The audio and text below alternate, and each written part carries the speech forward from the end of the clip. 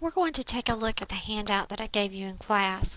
We're not going to focus so much on this format, that a times x minus h squared plus k, because all of your things from the handout can be pulled from this format. We are going to focus on the bottom format, this one, ax squared plus bx plus c. That's when your function is in that format. You can see one that I've pulled up here, just a very basic quadratic function, f of x equals x squared plus 7x plus 10. And what we want to look at is we want to look at all of our parts that we have.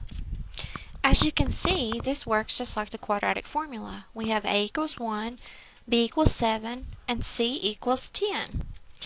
Now if you notice, all the things that I ask you to find are in the form of h and k. So somehow we're going to have to come up with h and k from our new function.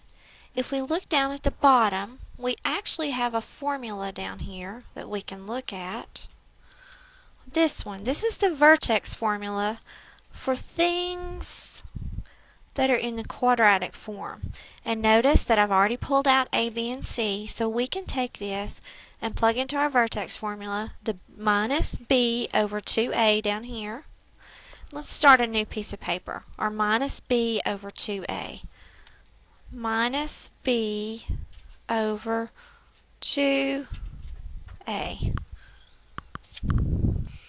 If we take our numbers and we plug them into the formula, b is 7 and a is 1, so we would have negative 7 divided by 2 times 1, which is 2.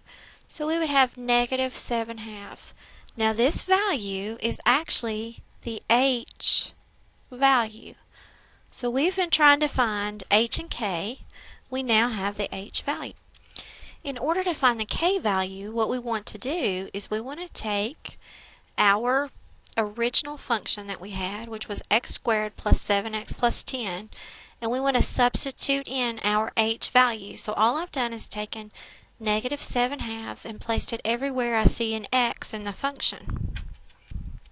We can actually put this in our calculator and make sure we have an accurate answer. I've just typed this into my calculator, I've hit enter, and I get negative 2.25. Since the other one is in a fraction form, I'm going to put this in fraction form too. So I'm going to hit math, enter, enter, and I get negative 9/4. So now we have an h value and we have a k value. H is negative 7 halves, k is negative 9/4. And we can go through everything on our handout that we have and fill those values in. When we look at the vertex, it says that the vertex is h and k. So we actually have a value for the vertex now. We have the vertex of negative 7 halves and negative 9/4. That's our vertex.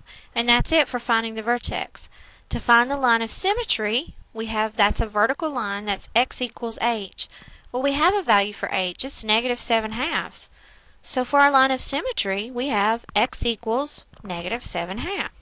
When we look at concavity, we want to look at the a value. Remember that a was 1, so a is greater than 0, so we are actually concave up. Take a look at your handout. You should have it there in front of you. This is a parabola, and all parabolas have a domain of negative infinity to infinity. So this one will have a domain of negative infinity to infinity. We've already decided that our problem is concave up, and our handout tells us that the range for concave up is k to infinity. We have a value for k, which is negative 9/4. Notice that as long as we have values for h and k, we're doing well with this. We've got almost everything that we need.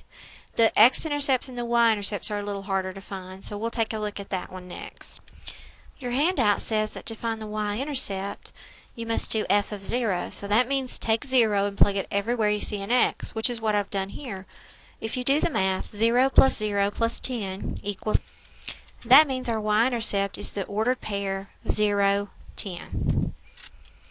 To find the x-intercepts, you set your function equal to 0, and then you solve it in any of the ways that you've learned. It could be the quadratic formula, it could be by factoring, it could be by the square root principle. You could even use completing the square if it's an appropriate problem.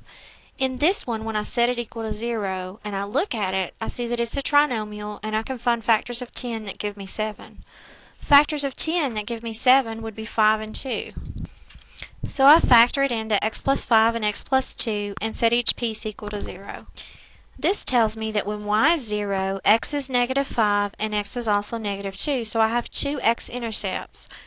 My ordered pairs would be negative 5, 0 and negative 2, 0, since for the x-intercept y is always 0. You would show your x-intercepts in ordered pairs.